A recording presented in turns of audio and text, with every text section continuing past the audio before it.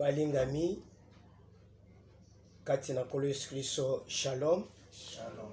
Je suis heureux de vous savoir nombreux devant vos écrans, en train de suivre la parole de Dieu.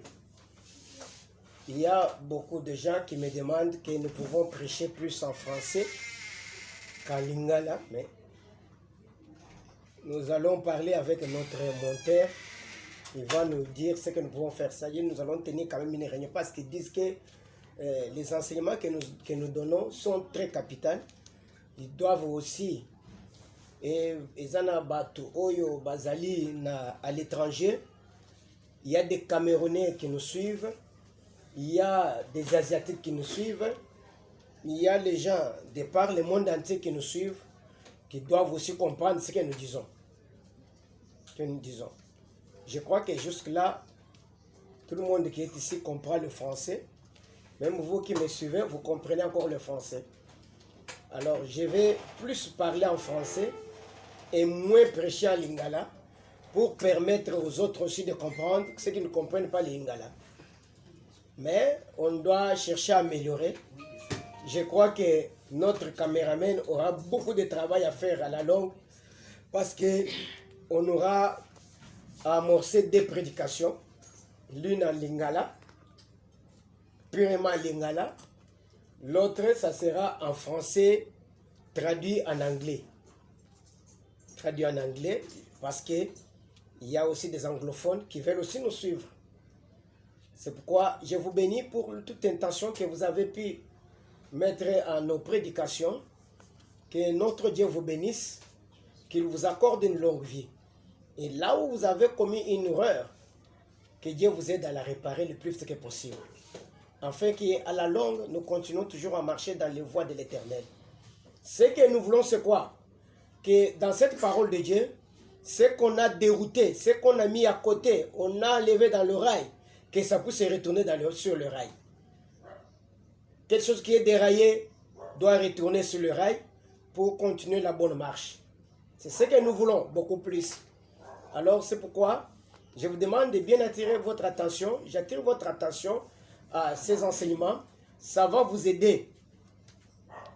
Il y a des gens qui m'ont demandé, malgré nous sommes pendant la période où nous sommes en train de parler sur la délivrance contre l'esprit de sacrifice et l'esprit de mort, continuer à parler, à tabler sur l'imposition des mains. Il y a quelqu'un qui m'a dit, papa, j'ai prié sur l'imposition des mains. Quand j'ai entendu les prédications, après je suis entré sur WhatsApp, j'ai prié pour l'imposition des mains. Quand je dors, on me montre un prophète qui m'avait amené quelque part pour des prières. On me montre que toutes les mains qu'il m'imposait là, c'était un serpent qu'il avait dessiné sur ma tête. Et je vois qu'il a collé un serpent sur ma tête et je cherche à lever ça, ça ne s'enlève pas. Directement, on me dit, voilà ce qu'on a fait sur toi avec imposition des mains. Avec imposition des mains, quelqu'un peut avoir ce qu'on appelle le pouvoir occultiste de la famille.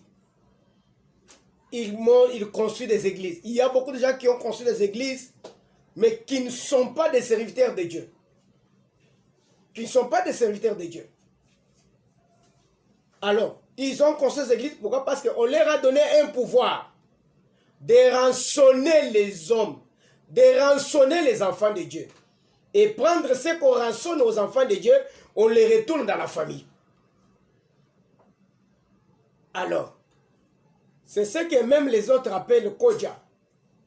Il y a dans tête, on appelle ça Kodja.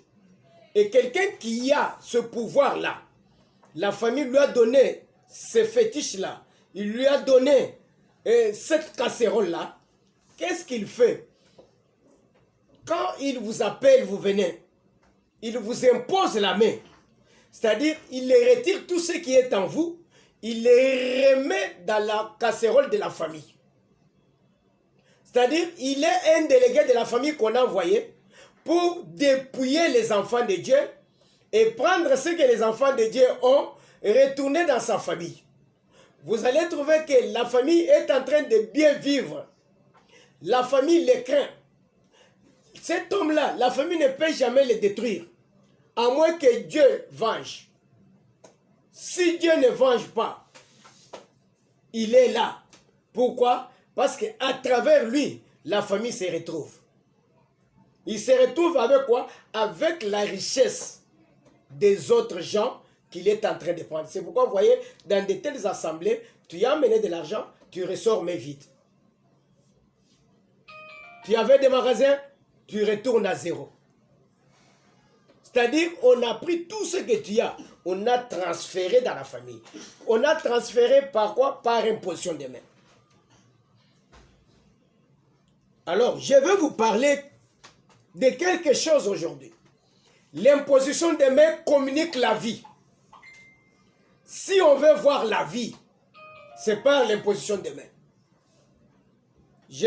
On va lire Actes des Apôtres, chapitre 19, verset 1. Actes des Apôtres, chapitre 19, à partir du premier verset, nous lisons au nom de Jésus. Amen. Pendant qu'Apollos était à Corinthe, Natango Apollos azaki na Corinthe. Paul, après avoir parcouru les autres provinces de l'Asie, arriva à Éphèse. Paul sima ya kolekana na bingumba nyonso ya Asie, aye kolekana wapi? À Éphèse. Na Éphèse. Ayant rencontré quelques disciples, il leur dit. Tango komi na Éphèse, akutani na bayekoli moko. Paul baza bayekoli pourquoi? Balobiki baza ba disciples. Pourquoi? Parce qu'ils avaient reçu la doctrine de Jésus-Christ. Ils avaient reçu la parole de Jésus-Christ. Et ces gens-là, comme ils étaient devenus des disciples de Jésus-Christ, c'est-à-dire ils enseignaient. Babandi koteya. Babandi ko transmettre oyo bango bazwaki. C'est pourquoi Paul a bengi bango bayekoli na Yesu. Ils étaient des disciples. Pourquoi? Parce qu'ils enseignaient. Ils avaient la doctrine de Jésus-Christ. Et c'est cette doctrine-là qu'ils transmettaient. C'est pourquoi ils appelaient des disciples. Alors, Paul Atali, Amoni Bango, avec ce sont des disciples, pourquoi? Parce que, à côté que parole les agi katinaye, les agi pe katinaba. Oui, même qui Paul à la conversion, c'est ce qu'ils étaient en train de prêcher. Ba oyo bazali ba yekoli ya Yesu. Ba oyo bazote mate ya Yesu.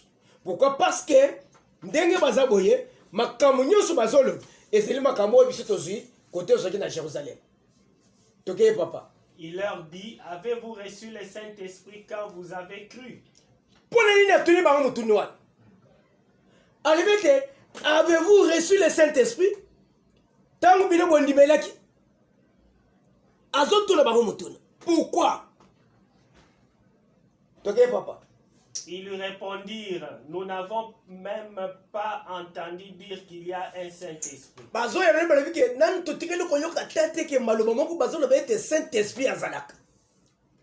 Je voudrais un peu tokote un peu en profondeur place one. Pour la zone mona bazote. Bazolo maloba na Yesu. Atali kati na bango, amoni makambo na Yesu kati na bango. Après, qu'est-ce qui a poussé Paul à dire que avez-vous reçu le Saint-Esprit tant que bondimelaki? Pourquoi il a posé cette question? C'est parce qu'il a remarqué quelque chose en eux. Mateo Bazouaki, na oyo bazoloba, il a trouvé que cette parole n'avait pas de vie. Amen. À côté que la parole qu'ils étaient en train de prêcher, makambo yubazoloba, na makambo yubazozwa, ezalaki na vite. Atali que différence à ce qui m'a cassé entre yé na bango. Or, ils sont appelés à prêcher à Éphèse. Bango ne bakozala bakambi à Éphèse. Bango ne bakote ya parole de Dieu na Éphèse. Mais parole de Dieu oyo bazoteya tango Paul atali na ndenge ya zosala le musala na ndenge bango bazosala musala azomona que il y a une grande différence, une très grande différence. Amonete, matin, na bango zeki na vité. Il n'y avait pas la vie dans ce qu'il disait. Parce que moi, pour la zone bête, nous vous avons prêché la parole de Dieu avec la démonstration de la puissance du Saint-Esprit. C'est-à-dire, après avoir prêché la parole de Dieu, les miracles s'opéraient. Bato bazo kangola. Bato yo bakangama ki bato bazaki bakangami na maboko ya Satan. Zamba zaki ko kangola bango. À partir de la parole de Dieu, cette parole avait une puissance. Une puissance venue d'où? Du Saint-Esprit. Donc Saint-Esprit a protégé na kati na bango. Na Paul, na Pierre, et quand ils ont commencé à prêcher, il y avait des actes. Ils ont se produire. Il y a un autre qui sortez dans la parole morte. Il y a des églises qui ont des paroles mortes comme ces disciples d'Éphèse. Une parole sans vie. Okumisi nzambo adoré nzambe. Otombwami ozongi boy. Mais pas fin de fin. Tu es bloqué. La délivrance vient avec la puissance du Saint-Esprit. Aucun qu'on va dans cette église, si cette puissance du Saint-Esprit n'est pas là, ma camion se collale. Et ça n'est une découmoko, tous ensemble les lobia. Pas quoi. Asimbi ofasimo ofana le boko. Tant on a pas tchana panier, balamoko. Le boko est boy. Jamais. Quand nous suivons la sœur, tu trouves qu'elle est possédée d'un esprit de pauvreté. Il y a que espoir et qu'on permettre de casser ma bongo. Maintenant, au bali moi si à boyo mobile, aza possédé un esprit à pauvreté oyo. Orozambongo, ya yonyo se kosila. Okotika na maboko pamba. Mais pour moi moi si ofana na ye, il faut bakangola ye na esprit oyo. Tant que esprit yeso boya mbongo eza na vie na ye, na yo pe kozwe le côté. La délivrance est là. Mais pour Salema, il faut qu'il y ait une vivacité quelque part. Pour la tali, amoni matei bazote. Amoni musala bazosala, il n'a rien vu de Saint-Esprit en elle. Atali boy, amoni vie à ta mon côté na bongo. Na oye bazosala. Habike, mais ce que vous faites n'a pas de vie. Ndaye kotu na bango. Avez-vous reçu le Saint-Esprit? Ndeba le bike, nan totoye koyo kangote. Aïbete, de quel baptême avez-vous eu? Aïbete, tozu baptême. Il y a Jean-Baptiste. Avec le baptême de Jean-Baptiste, c'était le baptême de la repentance. Ce n'était pas le baptême qui pouvait vous permettre de servir Dieu, de faire les œuvres de Dieu.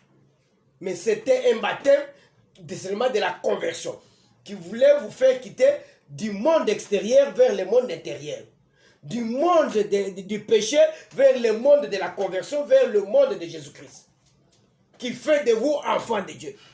Mais ce baptême-là, malgré que eseli bino bana na Nzambe, et qu'autorisé bino te, vie et kontakati na bino à partir ya oyo bozo sala. Na lingola ndanga bien. Deye kotuna tanga papa. Il dit, de quel baptême avez-vous donc été baptisé? Alebete libat sinini bino bozwaki. Et ils répondirent du baptême de Jean. Alors Paul dit, Jean a baptisé du baptême de repentance, disant au peuple de croire en celui qui venait après lui, c'est-à-dire Jésus. Ah ok, ok. Sur ces paroles, ils furent baptisés au nom de Jésus-Christ. Na malobawana abatisi bango na kombo na Jésus-Christ. Au nom de Jésus-Christ. Le vrai baptême doit se faire au nom de Jésus-Christ. Le baptême oyo ko permettre yo o évoluer na makambo na Nzambe. O funga na makambo na Nzambe. O sala makambo na Nzambe, c'est le baptême au nom de Jésus-Christ. Baptême au nom de Jésus-Christ. ezali baptême ya bendele te okoki kosimba na drapeau simba na drapeau eza lokuta ozosala alliance na badémon mutu nyonso asali baptême azwi baptême asimbi na drapeau asali alliance na kolo drapeau lelo ozosala baptême osimbi na drapeau ya Zaïre osali alliance na kolo drapeau ya Zaïre osimi ozosala baptême ozoleka na baptême l'église osimi na drapeau ya Congo ozosala alliance na Congo osala alliance na Nzambe te toza na Congo osala alliance na mutu ya sala bendele wana. Le vrai baptême ça se prend au nom de Jésus-Christ. Na kombo ya tata mwana mulimu santu te denge yozwaki wana jamais. C'est au nom de Jésus-Christ. Bapesi bango baptême au nom de Jésus-Christ. Après ça ni lorsque Paul leur y imposait les mains, le Saint-Esprit vint sur eux. Directement Paul a tcheli bango maboko, Saint-Esprit ekiti kati na bango. Et il parlait en langue et prophétisait. Oyoki babandi koloba na minoko sika pe babandi ko prophétiser. Tango nani Jean-Baptiste a fait bango baptême. Balobaki na minoko sika. Est-ce que ba prophétiser qui? Non. On se comprend. Il y a des baptêmes et des baptêmes. Des baptêmes et des baptêmes. Pour faire l'œuvre de Dieu, un serviteur de Dieu, pour ça musala Nzambe, il faut un baptême au nom de Jésus-Christ. Dès nazo mona bandeko moko bazo sala Nzambe na tuna lui que yo sozi baptême. Habité tozo zela nanu soki ba pesi mate ya baptême to ya kokene. Nanu si baptême to bandeko sambela bato. Mais bo balisi makambo ndenge ni. Awa bato kaka bazondi mela Yesu nanu babandi ko sala za musalete ba pesi bango baptême. Na yo au comité na monara ya serviteur de Dieu ndenge ni. Aussi baptême te. Entre-temps ozo tchela bandi maboko. Ozo tchela bango maboko ozo transmettre bango ni. Po nano kufikati na Yesu segwe na kati ya Yesu te. Makambo mabe kufikati na yo te. Ezala no kati na yo. Oyebi baptême baptême bikisa même bato okon mutu azobela bazosambela azobika te bameli bakisa azobika te abiala ya bolekisa na maya baptême moto pele bakontinue na maya baptême abimi babatize ye abimi batieli maboko malade si baptême bozosaka nango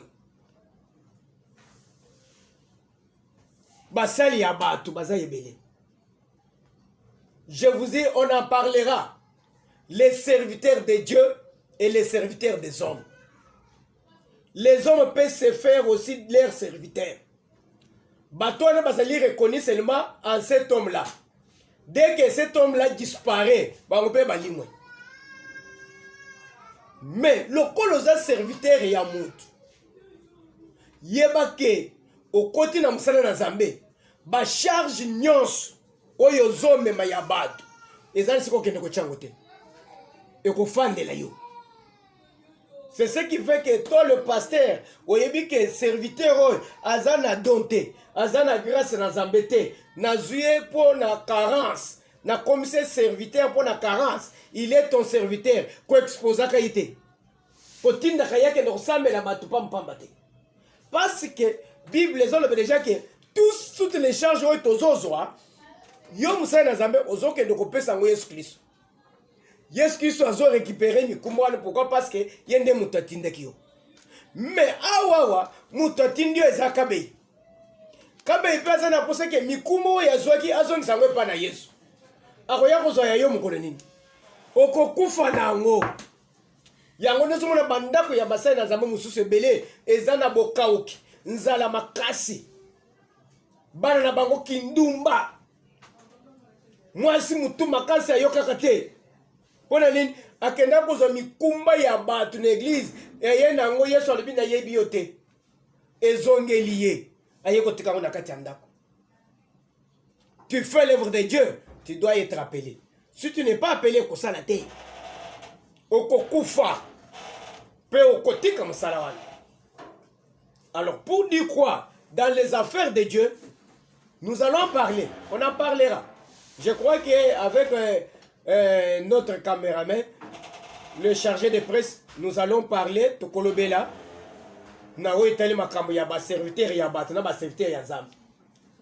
Et les gens doivent comprendre. Parce que vous êtes serviteur Yamoto.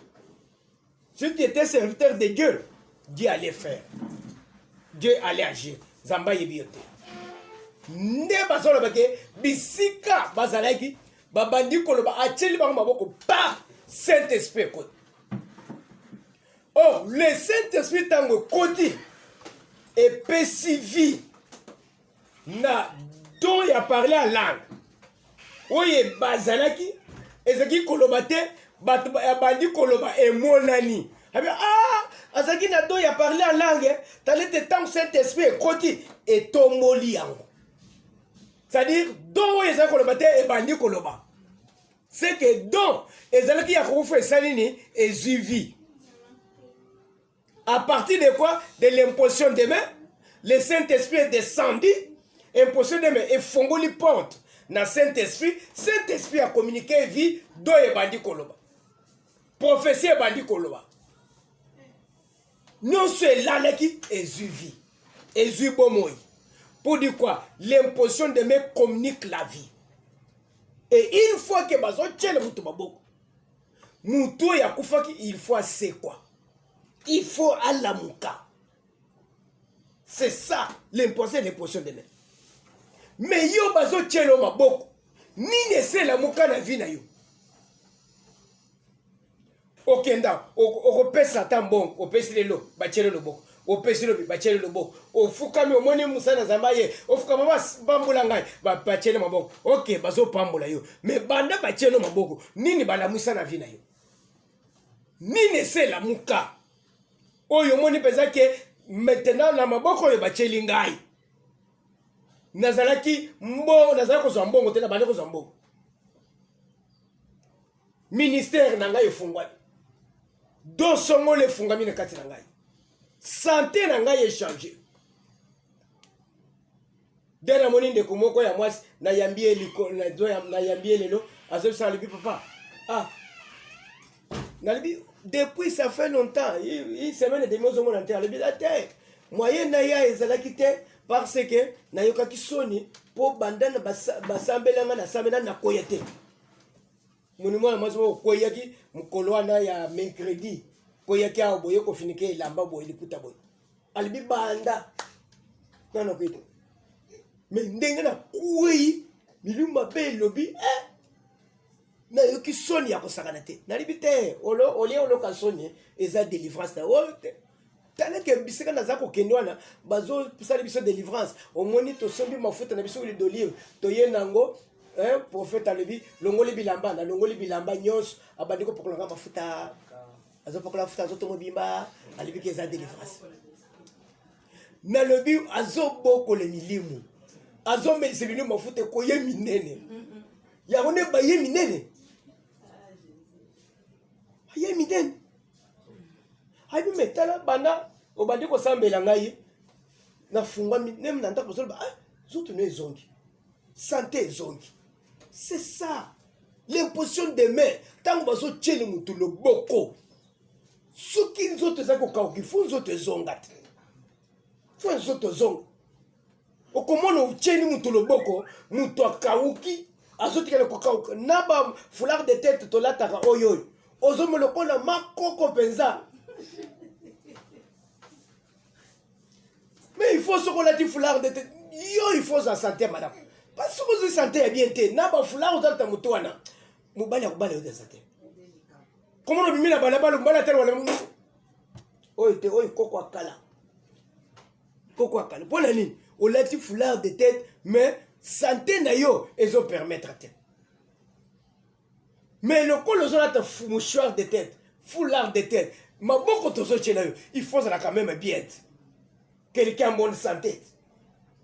Namoni garçon moko azoya et matérialiste ya kusakana te amoni mwana mwasi kitoko azotambola zoto sembe tout naze oh petit nazobala yo oya moni na uti na famille ya bien nazobala yo mais ça va lokuli ngobala ngai yake pa na biso okutana papa na mama boso na ba pesa ngate se pesi adresse akeboye amoni mwana mwasi azo na ndako ya studio papa na mama fa na studio bafute na studio afali wali petit na ndenge na monela kiyo na dimate ko kola le place à boy en tout cas je suis déçu hein nazo kende na ngato kutana lobi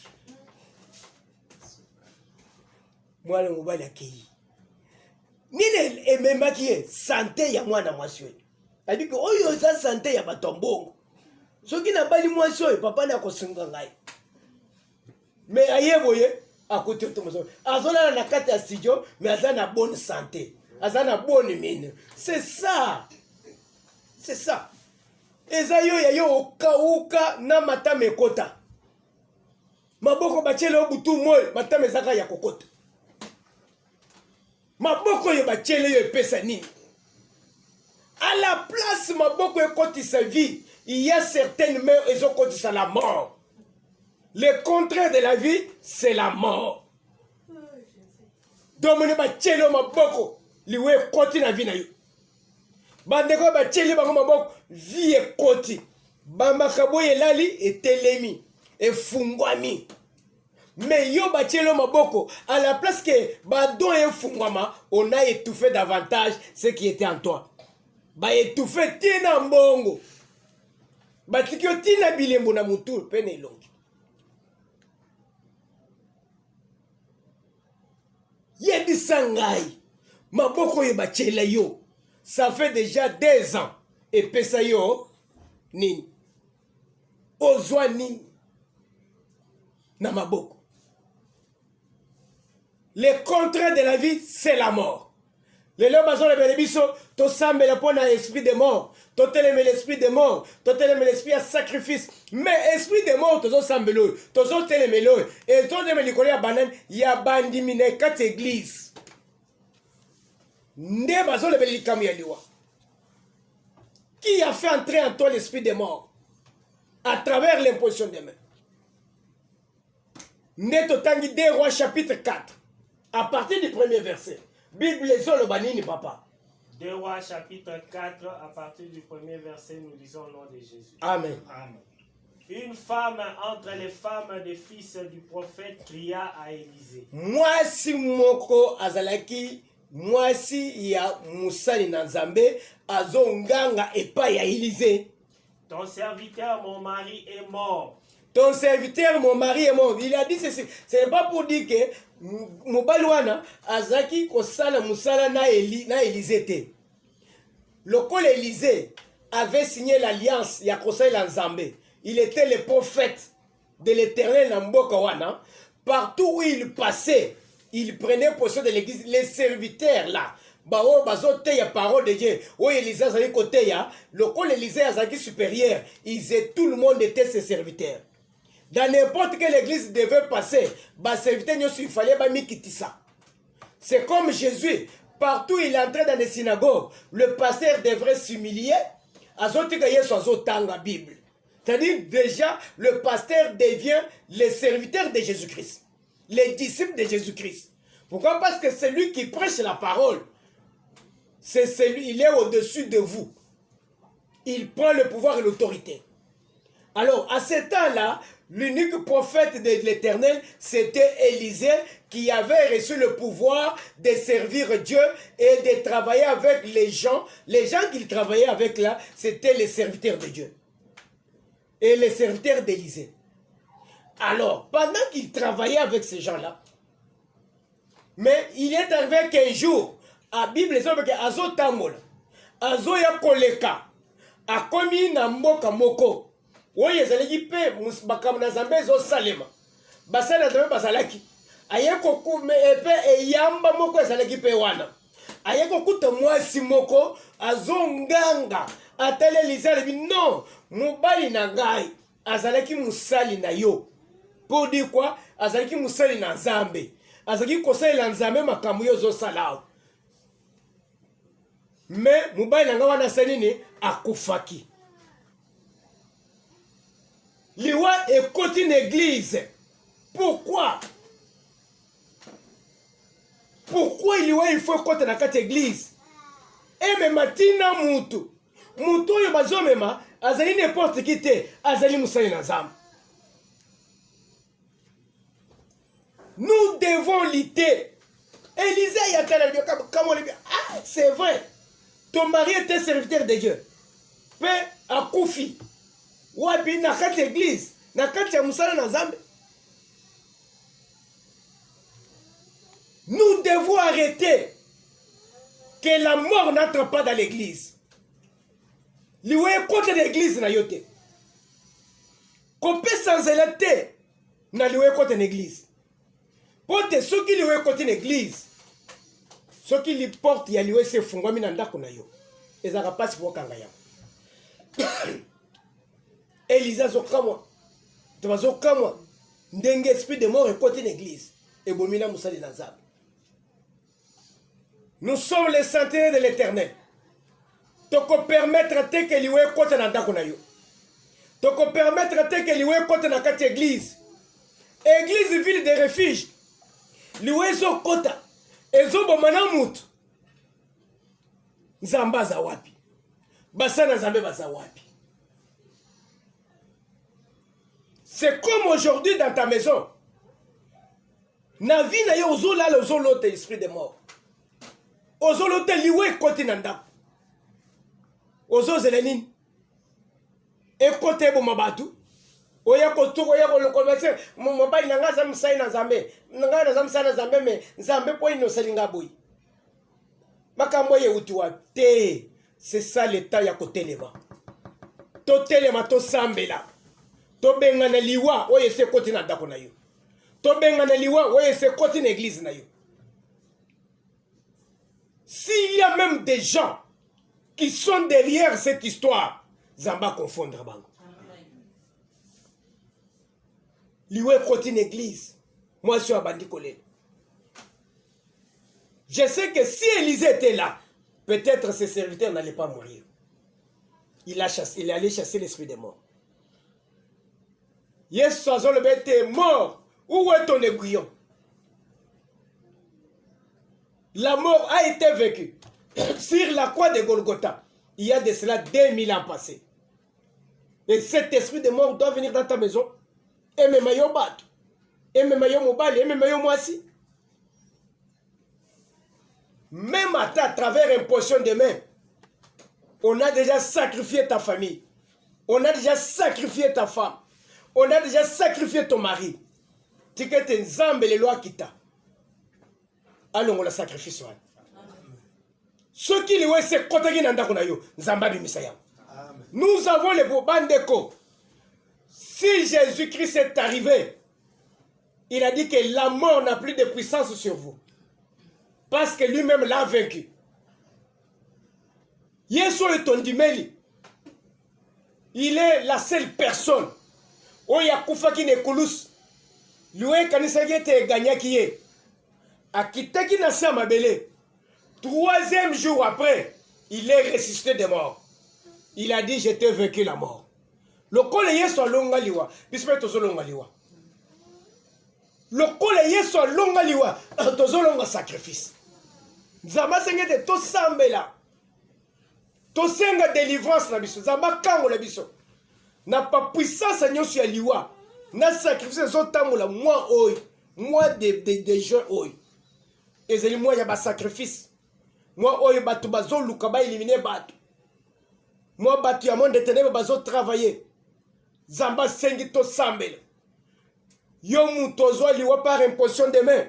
Sambela nzambe. Alongola yango. Yo mutokoti sa ndeku moko azobisanga na bengi ba serviteur. Boya ko sambela na ndako. Baye ko sambela na ndako. Prophète azoyebisa azolono tango tozo sambela wa tozo mona mwana moko wa azokufa nzamba lebi to sambela pona ko bengana esprit de mort mwana kufa te. C'est vrai ba sambela. ndeko na vendre des années akufele mwana te. Les jours où on se bassin dans un endroit, professeur Baké, tozo mwana mwana azokufa. Tosambele, basambele.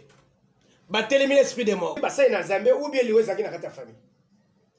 Ce sont ceux qui sont entrés dans la maison qui ont amené la mort. Tout celui qui est entré dans ta maison, amemi mouli munakufa ezongela ye. Amen. A continue yango azobima ezolanda ye.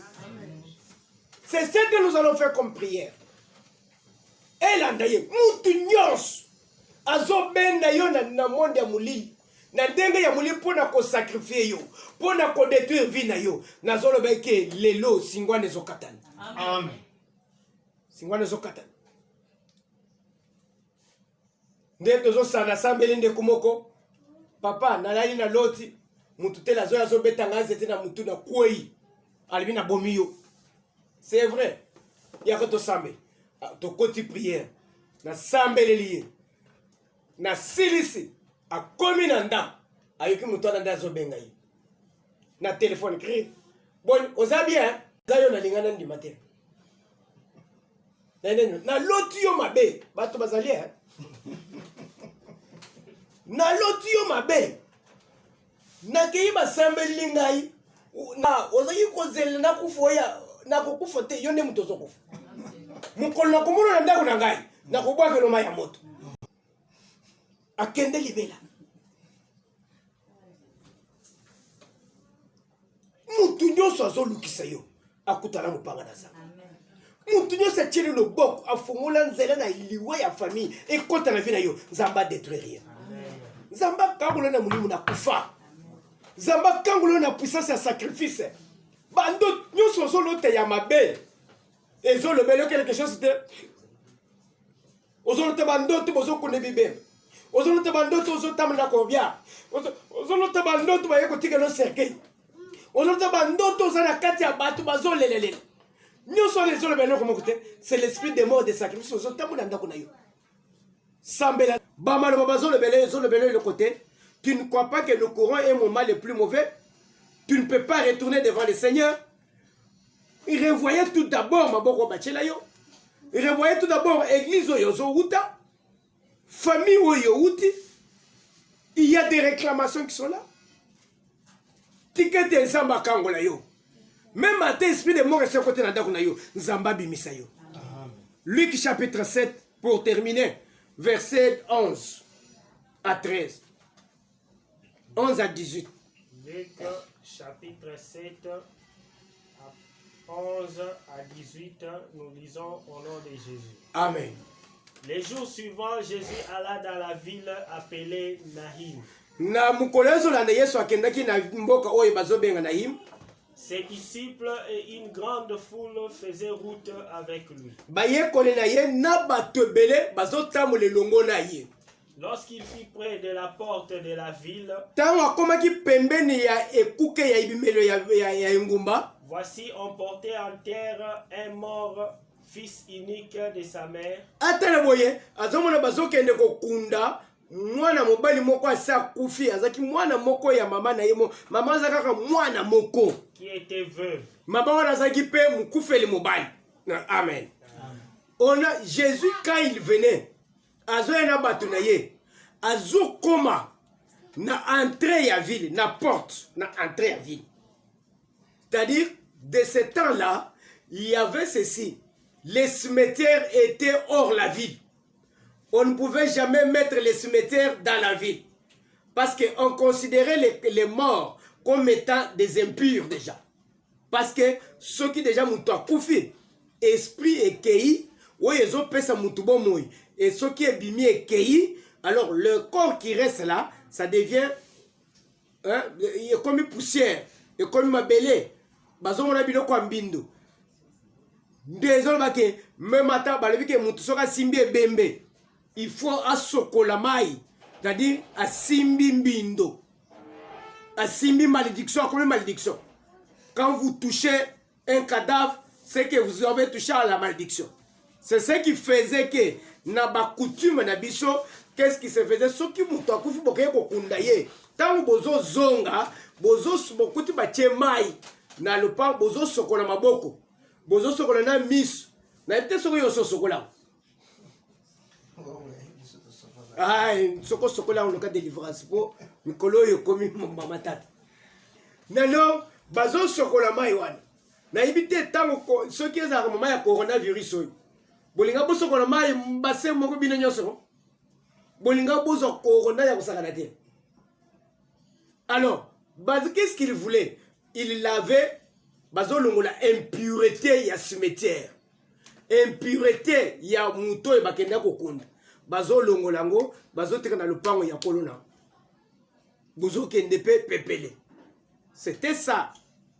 Les noms bazotia suba mai wana te. Pourquoi? Parce que bato bakomo tshena na ba poison na kati et comme ba cérémonie moko minutique bato bazosala. Mais normalement c'est ce qui se faisait.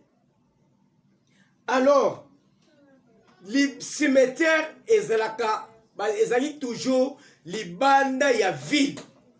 Jamais on pouvait mettre les cimetières dans la ville. Alors c'est pourquoi moi yeso azoya pour kwata na ville aye kokutana na ebembe bazobi ma na ville pour bakende kokunda na cimetière. Cimetière ezaki libanda ya ville. Oyo lelo zo mona bato avandi place akosomba lopango zo mona te akaye kosomba na kitambu cimetière. Avandi na cimetière ya kitambu wana asombi lopango azona la pongi pe tongo ezotata azosambela nzambe songa ngai. Et ça n'a pas taxi, c'est ennemi qui t'a cimetière à côté. À ce qu'il doit la quitter cimetière à quel fan. Bisika va au cimetière. Bisika yabawe yo ke ofan na deni. Par après ça ya papa, makam na ngai zo tango le bien te. Et tamle ofandi wapi. Ozana adresse ni. Zana adresse ni. Adresse ya bato bakufa, makam nyonso okufa. Rien ne va marcher. Rien ne va marcher. Tikete nzamba songa yo.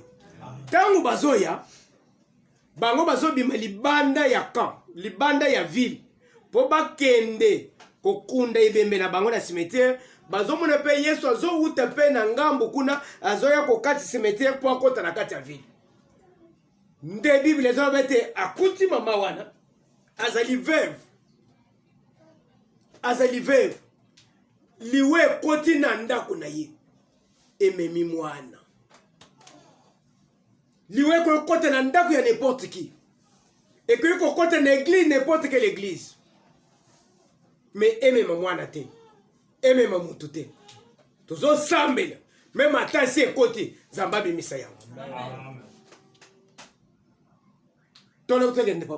Et il y avait avec elle beaucoup de gens de la ville. Adete elongo na esaki na batebele engumba bazolanda ye bakie kotika ye. Le Seigneur l'ayant vu, tango yawe